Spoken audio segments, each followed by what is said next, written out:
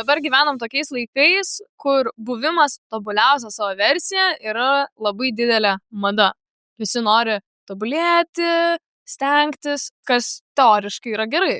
Tai yra motyvacija, disciplina, bet atsiranda tas momentas, kur jau to būna per daug ir gali būti labai labai nesveika. Ir kaip tik šiandien ir norim tai aptarti, kur yra ta riba tarp motyvacijos ir savęs alinimo. Čia yra Jaunimas be filtro, aš esu Elinga ir šiandien su savimi turiu Gerda. Su Gerda šiandien aptarsime, kas yra tas buvimas geriausia savo versija ir kur reikia nubrėžti tą ribą, kur jau tai tampa nesveika. Kaip tu pati apibrėžtum tą tobulą savęs versiją? Iš tiesų, tai mes visą laiką keliam savo kartelę ir realiai tą kartelę pasiekti yra neįmanoma. Aš bent jau taip manau, nes iš savo praktikos tu pasieki kažką ir tada užsikeli dar ir tada ir tiesiog nebeįmanoma to pasiekti. Nemanau, kad yra tas toksai galutinis geriausios savęs versijos taškas. Jisai visą laiką vis auga. Jo, aš tau pritariu. Nes, kaip šnekėjome, mes praeitoje laidoje su Ema, kad visą laiką bandom būti tobuli, bet niekada tos tobulybės nepasieksime. Ir gal ir atrodo, kad kai aš padarysiu šitą, jau aš būsiu ten tobulas. Ir tada padarai ir tada, man reikia dar. Taip, man reikia tada daryti šitą dar ir šitą. Ir iš to atsiranda labai didelis spaudimas. Gal ne toks, kad spaudimas, bet tu visą laiką esi tam tokiam kely, kuris tiesiog nesibaigia. Tu visą laiką eini ir tada gal tas gali pradėti tave varginti ir tu tiesiog gali pavargti realiai nuo to. Gali perdegti. Tai čia tas, kur jau pereini tą į blogąją ribą. O tu manai, tai kyla iš vidinių aplinkybių ar išorinių aplinkybių? Aš manau, kad iš abiejų. Gal šiais laikais labiau išorinė, dėl to, nes mes tokioj aplinkoje gyvename, augame, kur yra tie socialiniai tinklai, kur visi vis rodo jų nuostabų gyvenimą, kaip jie ten kažką viską gerai daro ir tada tu toks, man irgi taip reikia. Ir tada tu pabandai ir suvoki, kad nėra taip lengva. Ir plus reikia dar paminėti tą faktą, kad kas rodoma internete, tai ne visą laiką būna taip, kaip yra. Nes tau rodo turbūt kokius maks 5% savo gyvenimo, tas geriausius. Ir kai tu nematai tų blogų dalykų, tu galvoji, wow, kaip čia fainai gyveno, aš irgi taip noriu. Ir paskui tu visą laiką bandai ir niekada to nepasieki. Ir toks, čia turbūt man tiesiog nepaeina. Ir tada labai nusimenkini save. Iš tikro tiesiog tai yra turbūt nerealu. Tai čia toks gal išorinė tas toks aplinkybė, bet iš vidinio toks dalykas irgi yra, kad visi mes norim, čia faktas, kad visi mes norim būti geriausi ir taip toliau. Čia tiesiog gal tokia prigimtis yra pačio žmogaus. Ir aš manau, tai nėra būtinai blogai, kad tu visą laiką nori tobulėti ir augti, bet tiesiog ypač dabar mes visi vis norim daugiau ir tiek ir materialių dalykų, tiek ir nematerialių. Daugiausiai turbūt tas toks tobulėjimo dalykas jis yra sveikas, bet yra labai plona riba, kurią tu net gali būti nepajausi, kai tu ją perlipi ir tada, man jau nebegerai. O įmanoma šiaip yra tapti tą savo geriausią versiją, tai yra kažkiek realistiška. Aš manau, kad mes kiekvienas turim suvokti, kad kad man to užtenka ir kad tiesiog turi pats realiai suvokti, kad gal man jau užteks keltą kartelę. Aš gal visai galėčiau pasakyti, kad aš kaip ir nustojau keltą kartelę, bet vis tiek jinai kartais išlenda, kartais reikia. Bet čia jau yra tas sveikas dalykas, kai tu retkarčiais pakeli tą kartelę, bet reikia išmokti pasidžiaugti tuo momentu, kai tu pasieki tą kartelę. Kažkas, aš čia padariau gerai ir tada, jeigu aš dabar pasidžiaugau, aš galiu eiti daryti daugiau. Aš labai tau pritariu, nes ypač aš nenoriu sakyti, kad mums nereikia tobulėti, nes tai yra labai svarbu. Žmogus visą laiką turi augti, tačiau reikia nepamiršti, džiaugtis net ir mažiausiais pasiekimais. Nes dažniausiai mes siekiame tik to pagrindinio rezultato, tačiau pamirštame, kad yra visas tas didžiulis procesas, per kurį tu augi ir tai yra ta esmė. Tai man labai patinka, kad tu sakai, kad reikia sustoti ir pasidžiaugti. Kada tavo nuomonė tampa ta saviugda toksiška? Šiaip ta saviugda yra toks keistas dalykas, nes tu vis tiek turi turėti žmonės, kurie tau padės ugdytis. Tu tiesiog turi iš savęs norėti ugdytis. Čia gal tas toksai saviugda būtų tas, kad tu eini ir domiesi iš kitų galbūt, kas tau gali padėti. Tai kada toksiška būna, kai galbūt tu per daug viso to kiši pas save į galvą ir tada tau ateis momentas, kai tau tiesiog sprogs galvoje, tada jau bus toksiška. Mano nuomonė, tas toksiškumas ateina tada, kai tavo tikslas yra ne apie tave, bet apie tai, kaip tu nori pasirodyti kitiems. Va. Šitas yra labai svarbu, nes saviugda, mano akimis, tai yra, ką tu nori sužinoti apie save, gal išmokti naujų dalykų, bet dabar daug žmonių labai, jie nori tam tikrų dalykų tam, kad jie pasipuikuotų kitiem. Kad aš atrodyčiau kitiem geresnis, protingesnis, turtingesnis ir tada pamirštam, kad viską darom dėl savęs. Tai čia jau būna toksiška. Nežinau, ar mes dar paminėjom, bet kokie, pavyzdžiui, yra pirmi signalai to, kad tai jau tampa nesveika? Tai kaip ir tu sakei, kad pradedi labiau galvoti ne apie save, o apie kitus. Mes šiaip dabar augam labai egoistiškoj tokioj kaip ir visuomeniai.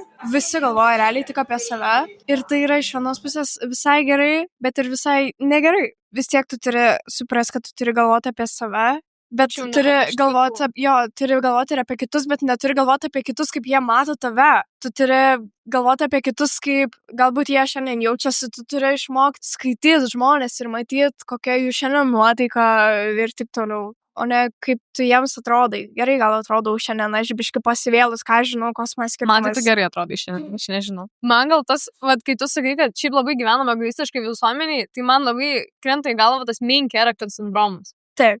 Kur visi galvoja, kad aš čia esu pasaulio bamba, aplink mane visi yra čia menkesni už mane ir aš čia esu pasaulio karalius ir jūs visi turite čia man paklusti. Kad tipo, aš darysiu bet ką, bet kokiam sąlygom, kad tik tais man paito, jūs visi galite įčiknot. Nu ir toks, at the end of the day, visų pirma, aš nežinau, ar tau tada paeis tokiai situacijai. Ir net jeigu tau pavyks, ar tu turėsi kažką, kas tave palaikys. Sėkmės ir toliau taip eit. Jo, bet iš kitos pusės reikia labai žiūrėti, kokia yra tavo aplinka. Nes kai kur būna, kad tu, pavyzdžiui, labai nori augti, bet tavo aplinka tave slegia žemyn. Ir tada jau tu turi atsiriboti nuo tų žmonių. Tai daug kas priklauso tiek nuo tavęs, tiek nuo tavo aplinkos, kada visas tas saviugdos procesas tampa toksiškas. Turi rasti tą saugią vietą, kur tau gerai ir tada galėsi augti ir augti ir augti. Tobulėti. Reikia vietos, kur tu augini save, tu padedi augti kitiem ir kiti padeda augti tau. Apie šitą aš kažkaip iki šiol nebuvau labai susimaiščius, bet mes dabar, kai ruošiamės tos 11 klasės kalbėjimui, mes visi gaunam tos tekstus, mes apie juos kalbam, nagrinėjom. Tai realiai labai daug temų apie tai yra dabar rašoma ir aš taip tada, kai pradėjom apie tai kalbėti, tik tada suvokiau, kad realiai taip yra. Ir kad čia nėra geras dalykas, kad reikia kažką biškai pakeisti. Mes rašinį dabar mokinamės, kadangi esu 12 klasiai, tai buvo vienas 23 metų eilėraštis. Aš dabar visiškai nepasakysiu autorių, žinau, kad Simonas kažkas ir buvo jo eilėraštis Princas ant balto žirgo. Ir tam eilėraštis, 23 metų eilėraštis. Kas gali gero parašyta būti 23 metų eilėraštis? 2023 metų. Bet jo, ten šneka apie vyriškumo poziciją šiais laikais. Kaip pavyzdžiui, vyram dabar yra labai svarbus tas materializmas, kaip aš atrodysiu prie kitų, koks yra mano statusas. Ir visiškai yra pamirštamos tos kitos vertybės, kur, sakykime, šeima, meilė, tavo aplinka, kaip tu ten gerai jauties, kaip tu padedi kitiem ir viskas yra tik tais man ir man. Ir jo, mes turim to labai daug. Reikia visą šitą skaityti ir suvokti. Skaitykit daugiau. Toks visiškai ne į temą, bet skaitykit daugiau. Ir ne tik senovinių knygų, bet ir šiuolaikinių eilėraščių. Maybe. Jeigu jums, pavyzdžiui, nepatinka tos senovinės knygos, nes jūs nieko nesuprantat, suraskit šiaip šiuolaikinį, nes šiuolaikinį irgi yra neblogų. O tavo nuomonė, poilsis šiandien yra laikomas silpnumu ar ne? Taip. Ir net labai. Kodėl? Nes šiais laikais žmonės yra įpratę realiai labai daug dirbti, labai daug prisidėti ir taip toliau. Ir tiesiog gal kartais mes patys nesusimąstom, kad mums reikia sustoti. Čia tas pats, kas sustoti ir pasidžiaugti, ką tu pasiekiai. Yeah. Čia yra tas pats, kai tu pavargsti ir tada reikia sustoti ir suvokti, kad aš pavargau, man reikia atostogų ar kažko tokio. Ir man žiūri keista, kaip tu, pavyzdžiui, po atostogų grįžti į mokyklą ir tavęs mokytojai paklausia, ar pailsėjot vaikai? Ne, nes mano visų šitų 12 metų reikėtų 3 metų kokio atostogų, alio? 3 metų gepiero. Tai va, ir tiesiog, nes taip, tai yra silpnybė, nes daugelis žmonių net ir per tas atostogas susiranda belekiek darbų ir niekada nesėdi namie ir nesuvokia, kad turiu net ir iš draugų pusės pavyzdžių, kur negali nusėdėti vietoje, kur tiesiog toks atrodo ramiai pasėdėk, pasėdėk vietoj, tu nusiramink, nežinau, įkvėp, kad sėsk, išgerk kavos, nežinau. Taip, tai yra dabar silpnybė. Aš gal per šitą perėjau, nes buvau perdegus vieną kartą žiauriai, visiškai buvau perdegus, man labai blogai buvo, bet žodžiu, it's okay now, gal. Ir žodžiu, ir tada, kad toks atėjo, realiai, kad reikia sugebėti sustoti vietą ir leisti pačiam savo pailsėti, pabūti ramiai ir suvokti, kad man reikia pailsėti. Nes mes negalim, mes nesam robotai, mes negalim pastoviai dirbti. Pritariu. Nes ypač, jeigu tu pats neleisi savo pailsėti, tau po kurio laiko kūnas tiesiog sakys stop, tau parodys rodiklius. Arba tu susirgsi, arba visiškai nieko negalėsi padaryti, nes tavo kūnas tiesiog sakys, man dabar reikia sustoti. Tai gali pasireikšti ir psichiškai, ir fiziškai. Jo, aš buvau, čia toks dalykas papasakosiu. Aš vasarą, čia ne šią, bet praeitą vasarą aš dirbau 6 stovyklose. Buvau vadovė, savanorė, ten kai kuriuose ir pati net dalyvavau. Ir tiesiog atėjo rugsėjus ir paskutiniai stovyklai, čia dar rugpjūčio pačiam gale savaitę iki mokyklos, aš pusę stovyklos sėdėjau su 3,9 temperatūra ir man niekaip nekrito.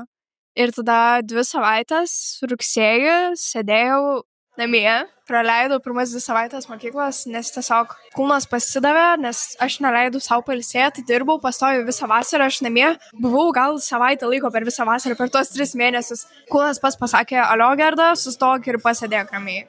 Čia pavyzdys, pasimokinkit, supraskit, kad reikia pailsėti. Bet tu pasakai, kad tu seniau buvai tam, kad tipo poilsis yra tik silpniem ir išėjai iš to. Kaip tu iš to išlipai? Kas tau padėjo? Tai va, kad susirgau. Kūnas pasakė stop. Jo, kūnas pasakė stop, kai tada ateina tas toksai kritinis visiškai atvejis, tada suvoki, kad oh no, I did something wrong, žinai. Gal iš tikrųjų reikia pailsėti. Jo, tiesiog mes visi mokinamės iš tų dalykų, pats nesuvoksi, tau turi atsitikti ir tada tu tik tai suvoksi. Jo, iš klaidų mokomės. Taip, va. Kalbam dabar apie tą nuovargį. Kaip tavo nuomonė visas tas nuovargis pasireiškia jaunimo kasdienybėje? Aš manau, kad pasireiškia daug, nes tada žmonės, jaunimas ypač bando suras būdų, kaip pailsėti nesilsint. Tada ir atsiranda visi tie blogi įpročiai ir taip toliau. Manau, kad turi daug labai įtakos jaunimo gyvenime, nes tiesiog realiai jie galvoja, kad ilsėjimasis yra silpniems ir tada ieško kitų būdų, kaip galbūt pasilsėti. Gal yra žmonių, kurie sėdi prie kompo per visas naktis ir jiem tai yra pasilsėjimas, nors tai nėra pasilsėjimas. Kiti kokius irgi blogai įpročiai, rūkymas, gėrimas irgi yra pasilsėsiu. Ne, čia nėra poilsis. Tai aš manau taip. Jo, šiaip čia yra labai gili tema. Visas tas, kad jaunimas labai dažnai pamiršta, kad gal tu tuo momentu, kai tu rūkysi ar gersi, tu momentaliai pailsėsi, bet tu vis tiek dar labiau nuvargsi nuo to ir dar labiau save iškrauni savo sveikatą ir psichinę sveikatą ir taip toliau. Ypač tas, man būna, aš pavargstu nuo ilsėjimų, nes aš būnu tokia, gerai, pasimsiu dabar ragelį ir biškį pailsėsiu. Ir pradedu scrollint baisiai. Tai čia neilsėjimas. Jo, nedarykit taip. Pradedu pascrollint kokias 2 valandas ir visiškai net nesuprantu, kad šitos 2 valandas praėjo ir tada būna tokia, pavargau. Laiko gaišinimas, nedarykit taip. Taip, ir tada būna tokia diena, kad aš visą dieną sėdėjau prie ragelio, aš nieko nepasidariau, pavargau ir aš dar turiu naktį krūvą darbų, kuriuos man reikia padaryti ir aš būnu tokia, kur dingo mano laikas ir kodėl aš tokia pavargus. Tai čia yra ta blogoji socialinių tinklų pusė. Geriau yra susiras kažkokią veiklą, galbūt fizinę ar kažkokią protinę, kad ir tas knygų skaitimas. Man, pavyzdžiui, pasilsėjimas buvo jojimas. Aš nueidavau, aš ten grinai tiesiog pasikraudavau, atskvėdavau ir gamtoj pabūni, šiaip irgi žiūri geras dalykas, pabūni gamtoj, reconnecting with gamta. Ir tiesiog geriau rasti kažkokį pomėgį, kuris tau suteikia kažkiek laisvės ir poilsio, negu scrollint. Jo, nes tas nieko nedarimas, kaip sakant, jis atima labai daug energijos. Aš kalbu, lyg aš pati to nedarau, bet aš irgi taip darau. Reikia susivokti, kad... tai darau. Jo, reikia suvokti, kad it's not good. Taip, mano screen time'as yra tragedija. Ta prasme, turbūt kokias geros 6 valandos į dieną. Ir aš, nesigiriu to. Man yra žiauru tai.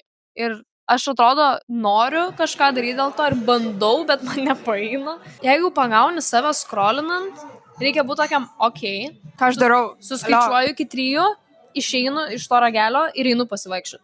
Arba būna, kai tu žiūri video ir galvoji, šitas video bus paskutinis ir tada dar 100 ir tada... Jo, šiaip socialiniai tinklai suvalgo žiūri daug mūsų laiko. O jie tau, čia yra tragedija tiesiog. Mane žiūri nervuoja, kai, pavyzdžiui, aš kadangi esu smuikininkė ir man reikia labai daug groti ir tiesiog aš net nepajaučiu pati, kaip aš paimu ragelį vidury grojimo ir tiesiog scrollinu ir tada, man jau reikia eiti į teatrą ar whatever ir tada, aš nieko nepagrojau, ką aš šitoj pagrosiu. Tiesiog, kiek mes laiko suvalgom su tuo. Nes aš kažkur skaičiau, aš dabar nepasakysiu tikslių rodiklių, bet tam buvo, kad, kiek mes per gyvenimą laiko sugaištumėm, ir ten metais gaunasi. 3-7, kokie metai bus, atsakau. Ten žiūriu, ten gal koks 10 metų, tikrai koks 13, kad tu tiesiog praleidi juos telefoną, ir čia žiūri, baisu. Tavasi, per 13 metų, tu čia nežinau, tu gali ten žiūri daug ko verslą padaryti, verslą sukurti, visą pasaulį apturėti. Tu tavasi šeimą gali turėti per 13 metų. Atrodo, visą tai išeina tiesiog tau scrollina. Kiek tu žmonių galėtum susitikti, patyrimų. Baisu. Baisu. Tiesiog baisu. Labai baisu. Bet ar visas tas mūsų scrollinimas ir tas nieko neveikimas, kai mes galvojam, kad ilsimės, jis yra kažkaip susijęs, tavo nuomonė, su mūsų visa savivertė tokia nerimu ir problemomis, kuriam susidarė ypač jaunimas? Taip, nes mes bandom pabėgti nuo realybės, nuo savo problemų ir taip toliau ir tada tai kaip ir vos ne geriausias dalykas. Tai vieni scrollina, kiti yra tie video žaidimai ir taip toliau. Tiesiog tai yra bėgimas nuo realybės, nuo savo problemų, kad tiesiog viską pamiršti ir galvoji, kad tai padeda, bet nepadeda. Realiai nepadeda. Ir ypač tas greitas dopaminas, kaip sako. Jo. Nes mes matom kitų žiūri gerą gyvenimą ir mes gyvenam šudinai ir mes biški manom tos laimės, žiūrint kitų, pavyzdžiui. Trumpalaikis pasitenkinimas. Taip. Jo, nes būna toksai, žinai, kad tu kaip ir susitapatini su to kito žmogaus gyvenimo, kurį matai už ekrano ir tuo momentu galvoji, kad jo, žiūri, aš irgi galiu taip, bet tu iš tikro 3 valandas scrollini tik tokią non-stopų ir tu nieko šiandien nepadarei. Tai apie kokį mes čia gerą gyvenimą kalbam? Realiai. Ką mes galim tokiai situacijai daryti kitaip? Nusipirkti mygtukinį telefoną ir gyventi mygtukinį telefoną. It is that damn phone. Taip. It is that damn phone. Ir kompiuteriai, ir telefonai, ir visa kita. Skaudu, bet tai yra tiesa. Taip. O grįžtant prie tos saviugdos, ir kai jinai būna toksiška, kaip įmanoma tobulėti be savęs alinimo? Tai kaip ir sakiau, realiai turi suvokti, kada yra pakankamai, kada tu turi sustoti ir pailsėti, kada tu turi sugebėti pasidžiaugti. Tada nebus toksiško, o kai nebesidžiaugia ir nebegalvoja apie tai, kad man reikia pailsėti, tai tada ir yra toksiška. Ir ypač damn phone.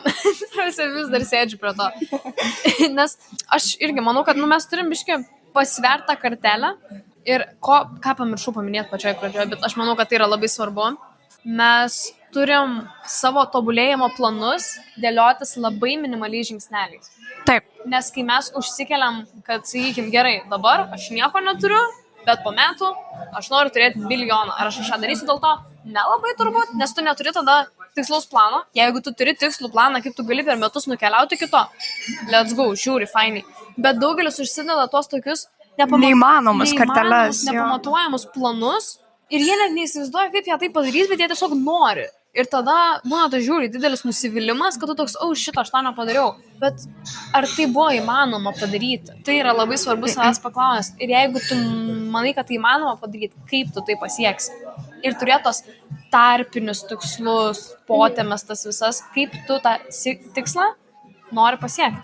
1000 po 1000 susidės milijonas. Ja. Arba 100 po 100, kaip ten sako, lašas palašai ir akmenį pritašai. Taip, tai va, ir manau, kad labai yra svarbu pakeisti požiūrį iš to, kad turiu būti geriausias, iki turiu būti savo pakankamas. Taip. Nes vis tiek, jeigu tu nesitobulini, tai yra blogai, bet jeigu tu užsikeli baisiai didelę kartelę, tai yra dar blogai. Paskui tu būni labai menkini save ir nuvertini, galvoja, kad aš čia nieko esu vertas, nors šiaip tu padarai žiauriai daug. Tu tiesiog dar kol kas nepasiekiai to savo didžiausio tikslo. Nors tu ir taip daug padarėjai ir tada tiesiog nesuvoki. Sakykime, aš paimčiau save kaip pavyzdį. Aš prieš 3 metus sėdėjau žiūri dideliai duobėjai, kur prieš 3 metus žiemą aš su savo buvusią draugų grupelę gėriau baisiai. Dabar atidarai savo O podcastą. dabar turiu savo podcastą. Turiu žiūri fainą bendruomenę savo, žiūri fainą aplinką, žiūri fainus draugus, teatro studiją. Mes patys atidarėm. Mes patys atidarėm. Ir aš prieš tos 3 metus net nebūčiau apie tai pagalvojus, nes aš galvojau, kad mano gyvenimas yra žiūri šūdinas ir kad aš nieko gyvenime nepasieksiu. Ir sakykime, mano gal gyvenimo yra planas turėti ant kokius 100 000 bent jau sąskaitų, ten ant kokių 25, kai man bus. Čia pavyzdys. Norėčiau, labai norėčiau. Bet ar nelabai kažką dėl to darau. Darai. Alio, mes filmuojam. Ar tai bus 100 000? Aš manau, kad taip.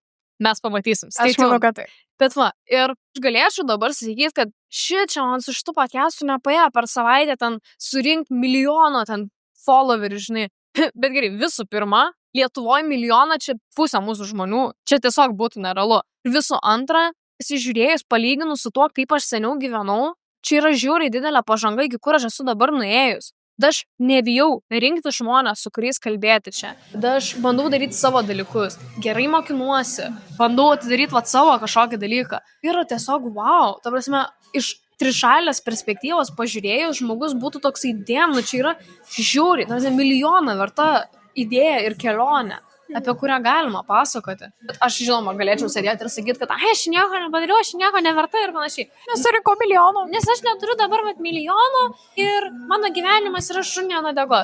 Ne. Esu daug pasiekus ir aš esu dėkinga tiek savo, tiek aplinkiniams, kurie mane palaiko, kurie mane pastumėjo, kai man yra bloga diena. Ir tas procesas ir yra gražiausias dalykas, kai tu gali iš visiškos šiknos nueiti tiek daug. Jo, gal ir netrodo daug, bet realiai tai yra žiūri daug. Taip, nes kiek yra žmonių, kurie vis dar sėdi ir jie galvoja, kad jie negali, bet jūs galit. Jums tiesiog reikia step by step mažai žingsneliais, nes viskas neatsitinka per vieną dieną. Ir reikia žmonių, kurie tave palaikys, kurie tau padės išlipti iš tos duobės. Čia irgi yra žiūri svarbu turėti tą saugią aplinką. Jeigu neturi tos saugios aplinkos, parašykit man. Aš jums galiu motyvacinį laišką jums šauti, ant kiek jūs galit ir ant kiek jūs stiprus esat. Galit tai čia pakalbėti ir gal tai pakeis jūsų gyvenimą. Arba tiesiog paklausyti šito podcast'o. Arba paklausyti podcast'o. Ypač šiais laikais tiek daug atsiranda galimybių žmonėm, kur tiesiog reikia ieškoti, eiti ir dalyvauti. Tu nežinai, kur tavo gyvenimas gali nuvesti. Gal tu dabar nieko nedarai, bet gal tu po metų sėdėsi Paryžiui fashion show ir būsi toks idėjom. Jo, aš pradėjau, aš dariau. Svarbiausia yra pradėti. Tačiau neperspaust savęs. Tai turi turėti tą atsakomybę, kad aš turiu augti ir tobulėti, bet also pasverti, kiek aš šiuo metu galiu. Taip. Aš labai linkiu visiems, kurie klauso, kad suprastumėt, kad jūsų gyvenimas yra jūsų rankose. Taip. Kiekvieno kito. Taip. Ir niekas kitas jūsų nepaims iš duobės ir nepatrauks. Tu negali padėti žmogui, kuris nenori pagalbos. Atsiminkit šitą. Taip. Jeigu tu nenori pagalbos, tau niekas negali padėti. Tu turi pats suvokti, kad man reikia pagalbos, aš noriu pagalbos ir tik tada tau kažkas galės ateiti išties pagalbos ranką, ateik vaikai, aš tau padėsiu. Tas pats ir su tikėjimu ir su viskuo, ta prasme, visur šitas veikia. Taip, nes jeigu tu pats nenorėsi, tavęs niekas tiek neįkalbins. Taip. Taip, tu turi būti tas pirmas, kuris padeda žingsnį. Niekas ant lėkštutės tau nepadės. Šiaip aš dar norėjau apie perfekcionizmą pakalbėti. Davai, let's go. Mes jau čia atrodo, kad einam į galą. Guys. Ne. Antra tema. Trečia, nežinau, kuri tema. Perfekcionizmas. Labai keistas dalykas yra perfekcionizmas. Iš tiesų, aš, pavyzdžiui, nemanau, kad gimiau su perfekcionizmu, bet kadangi aš groju smuiku, o smuikas yra žiauriai perfekcionistiškas dalykas, nes tu ten vos kažką padarysi ne taip ir viskas griūna realiai. Ir aš įsiugdžiau tą perfekcionizmą ir aš nesuvokiau to. Žiūri, sunku yra suvokti, kad tu esi perfekcionistas. Aš supratau tik tada, kai mano buvęs šokių treneris man pasakė, Gerda, tu esi belė kokia perfekcionistė. Ir toks realiai geras ir tiesiog toks susijungia visi tie ir tada supranti, kad blemba jo. Perfekcionizmas ir yra ta riba realiai, apie kurią mes kalbėjom, kur yra savęs tobulinimas ir yra ta perfekcionizmo riba. Žiauriai plona ta riba yra. Labai plona riba, nes dažniausiai perfekcionistai, jie nori labai daug, tie pasiekia labai mažai. Dėl to, kad jie nesupranta, kad net ir netobulas projektas, jis gali būti geras. Jo, gali pasiekti labai daug. Taip, Nes svarbu nėra padaryti tobulai, svarbu yra pradėti. Jo, visi dalykai turi ir blogą, ir gerąją pusės. Tai perfekcionizmas yra žiauriai plona riba ir tu gali net nesuvokti, kurioje tu pusėje realiai esi. Nes pavyzdžiui, iš mano patirties, aš nesu, kad visose dalykuose esu žiauriai perfekcionista. Nėra, kad man labai rūpi ten mano pažymiai. Aišku, aš noriu, kad jie būtų geri, čia yra ta saviugda ir taip toliau. Bet, pavyzdžiui, jisai pas mane pasireiškia tuo, kad jeigu man išeina kažkas, man kažkas neišėjo, man kažkas nepasisekė, man tada būna žiauriai šikna. Kada aš, tiesiog žiūri save žeminu ten, tipo, tu nieko nesugebėsi, taip toliau. Čia yra perfekcionizmas, žmonės, jeigu jums taip yra, čia yra perfekcionizmas. Bet yra tas geras dalykas, kad jeigu tau pasiseka, tu žiūri džiaugies, tau žiūri fainai ir toks, realiai iš teatro šitą pastebėjau, kad šitą žiūri nesąmoningą etiudą padarėm. Tai aš po to išėjau, apsiverkiau, važiuodama namo verkiau ir dar namie, kol išmigau verkiau. Bet tada atėjau, praeitą pirmadienį su Ema padarėm belę kaip gerą, tada man jis žiūri patiko, tikiuosi ir Emai patiko.